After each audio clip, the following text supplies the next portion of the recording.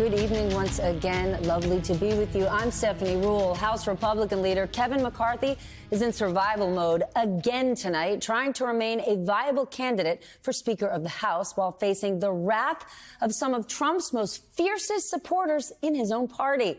The minority leader was face to face with Republican members this morning for the first time since the release of those revealing audio tapes. And the meeting was said to be heated at times. On the recordings, McCarthy is heard saying Trump bears responsibility for January 6th and expressing fear that lawmakers in his own caucus could incite violence following the riot. NBC News reports McCarthy did not shy away from the audio in today's closed-door meeting, but instead told members that the party, quote, needs to move forward and lead on issues Americans care about, including border security and inflation. Some lawmakers said McCarthy actually got a standing ovation and say he is still on track to become Speaker if Republicans take control of the House. But, and there is always a but, that is not where it ended. Florida Congressman Matt Gaetz now attacking both McCarthy and his deputy, Steve Scalise, about leaked audio concerning Gaetz's criticism of Liz Cheney. Here's what the party leaders were saying. Okay, what did Gaetz say?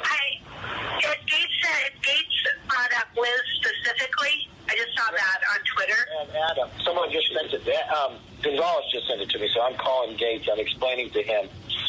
I don't know what I have to say, but I'm going to have some other people call him too. But the nature of what, if I'm getting briefing, I'm going to get another one from the FBI tomorrow. This is serious to cut this out. Yeah, it's potentially illegal what he's doing. Potentially illegal. That right there is the part that Gaetz and his posse are fired up about. NBC reports freshman Congresswoman Marjorie Taylor Greene also fired up. She is calling for both McCarthy and Scalise to apologize. Scalise, the congressman who was shot on a softball field back in 2017, did meet one-on-one with Gaetz after this morning's GOP meeting. Then he tried to explain what he said in those recorded comments.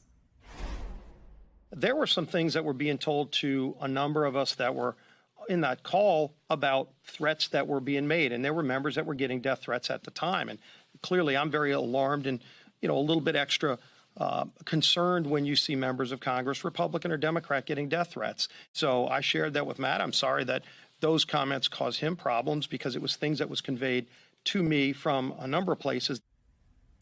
And tonight, Gaetz is back on the attack, telling his side of the story to Fox News.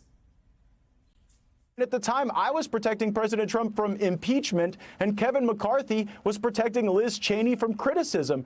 What I said to Steve Scalise is that if you accuse someone of potentially breaking the law, and by the way, he wasn't reacting to something. He raised the prospect of the illegality of my statement that Liz Cheney was anti-Trump. If you accuse someone of breaking the law, you have to say what law you think they broke, and you have to present what evidence. The January 6th committee's chairman says members will consider possible subpoenas for McCarthy and other lawmakers before the week's end.